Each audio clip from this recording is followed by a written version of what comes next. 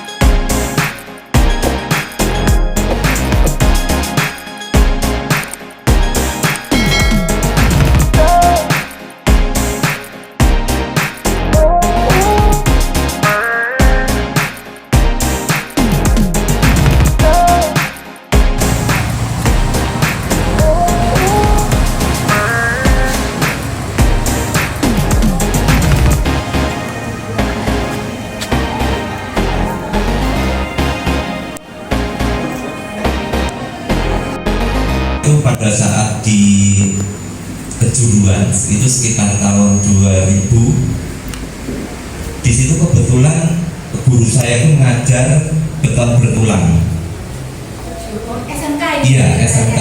Jadi pada saat itu ditanya sudah seperti itu.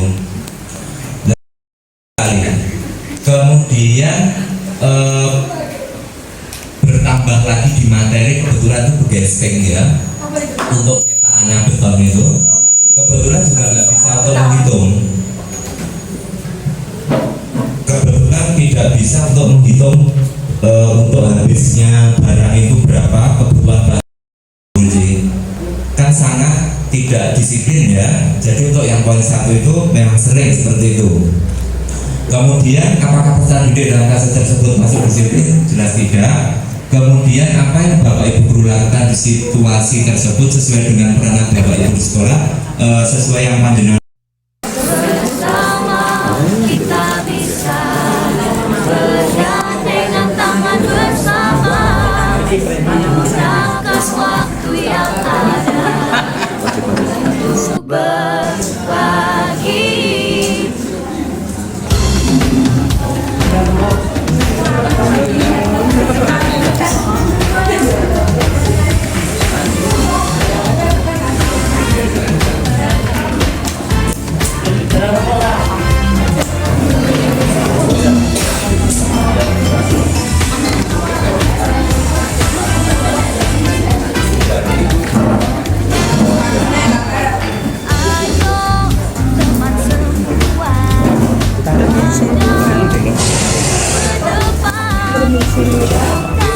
Kemampuan kita ambil langkah yang pasti.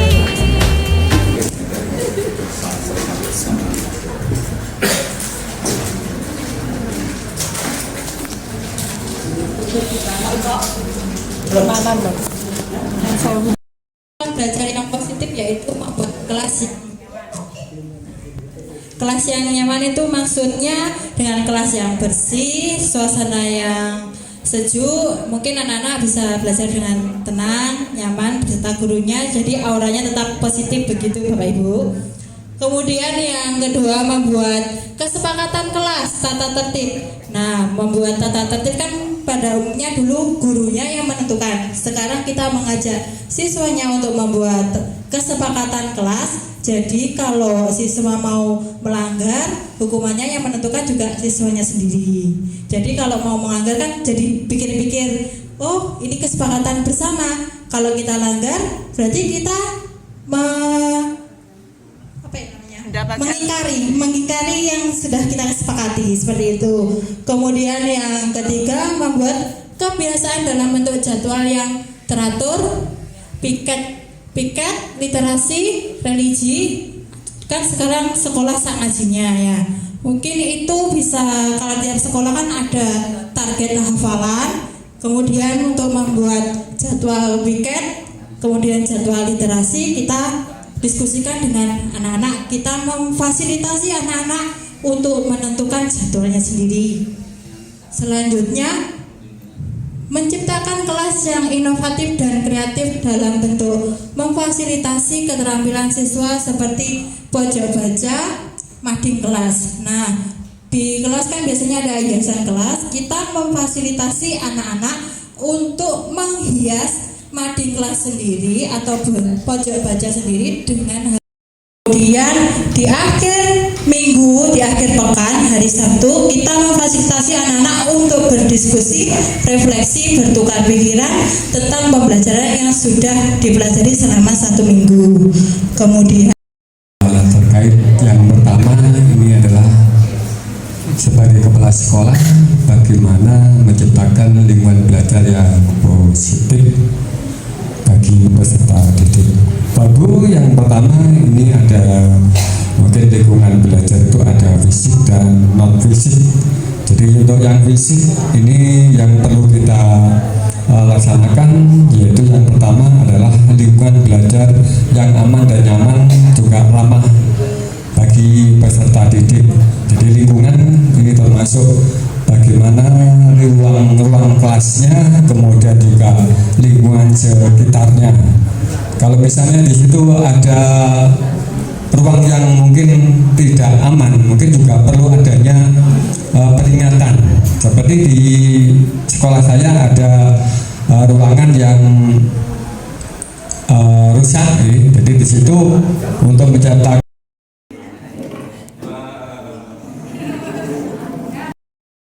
kasih waktu.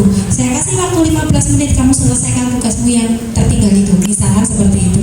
Jadi itu konsekuensi ketika dia tidak mengerjakan atau lupa atau apa gitu ya. Tapi tidak diganti dengan punishment yang lain gitu. Itu salah satunya. Dari sekian banyak saya mencatat insya Allah 7, tapi kayaknya ada 8, saya miss 1. Jangan tertarik yang mana Bapak Ibu semuanya dari 2 perbedaan antara disiplin biasa dan disiplin positif? Yang internal. Kenapa Pak Saleh kok demikian? Karena tidak dengan punishment ribet lagi, tapi berkaitan dengan tadi konsekuensi logis gitu tadi. Jadi setelah ini ketika anak-anak datang terlambat, mungkin ya dicari akar permasalahannya dulu. Jangan tiba-tiba ya keliling lapangan 7 kali, 10 kali. Misalkan seperti itu. Anak-anak lupa bawa bukunya, cari akar permasalahannya dulu, beri konsekuensi logis, gitu ya. Ternyata tadi yang disebutkan punya apa ini? Rahasia. masih kono apa? Rahasia. Nggak boleh. Ini kan privasi, rahasia. Tolong bel ya, saya pengen tahu siapa tahu apa yang pendengaran punya ini nanti Bu Tati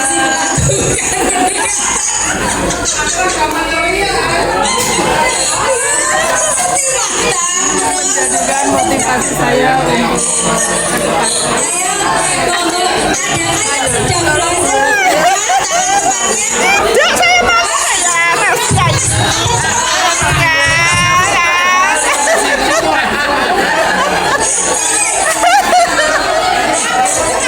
dan menurut agama yang kita yakini, orang yang paling kaya itu adalah orang yang bermanfaat untuk sesama. Ayo Will.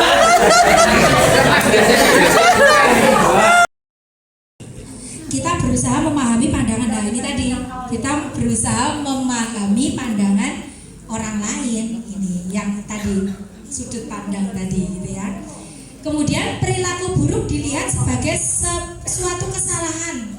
Ternyata semua perilaku memiliki tujuan gitu. Nah ini teman saya cerita, suami istri duduk di pesawat beda tempat. Di sebelah suaminya itu ada orang tua, terus istrinya agak ke sana.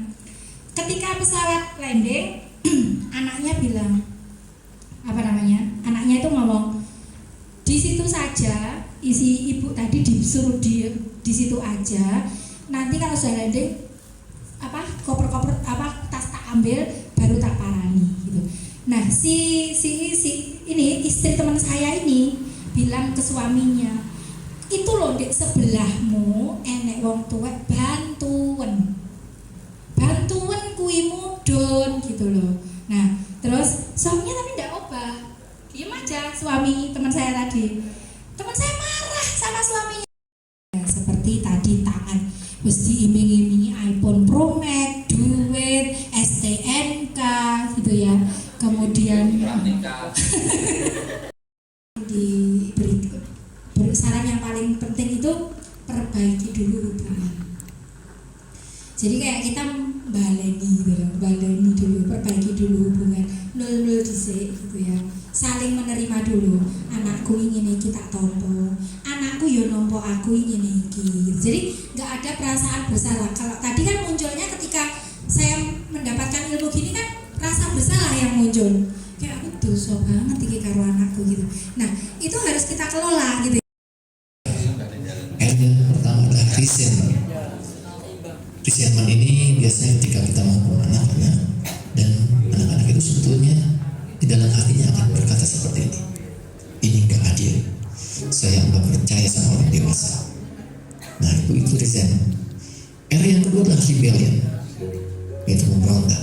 Di dalam hatinya dia berkata, saya akan melakukan sebaliknya, saya akan buktikan kalau saya punya cara sendiri. Wah, itu pemberontakan. Yang ketiga adalah revenge. Di dalam hatinya mungkin mereka bilang begini, mereka sekarang boleh menang, tapi lihat nanti pembalasanku. Dia mampesin ban motor gurunya atau melakukan pembalasan yang lain. Dan yang terakhir, yang keempat adalah retreat.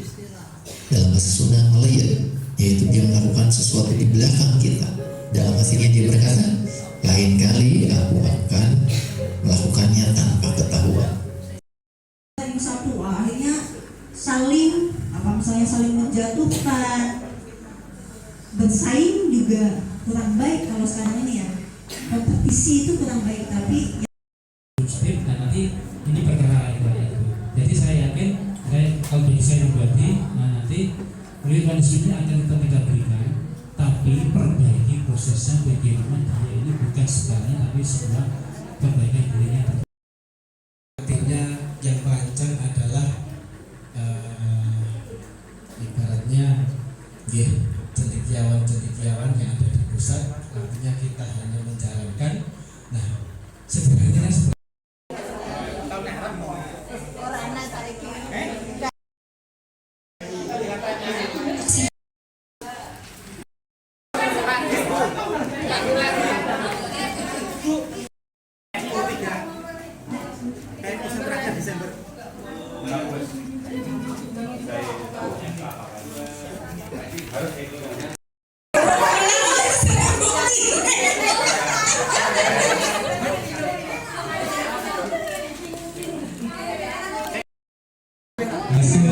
kelompok kami yang pertama kita mengambil nilai universal kami ini mengambil persatuan. Jadi di antara kita di dalam penerapannya mungkin tidak ada suatu perbedaan terkait dengan nilai-nilai kebersihan.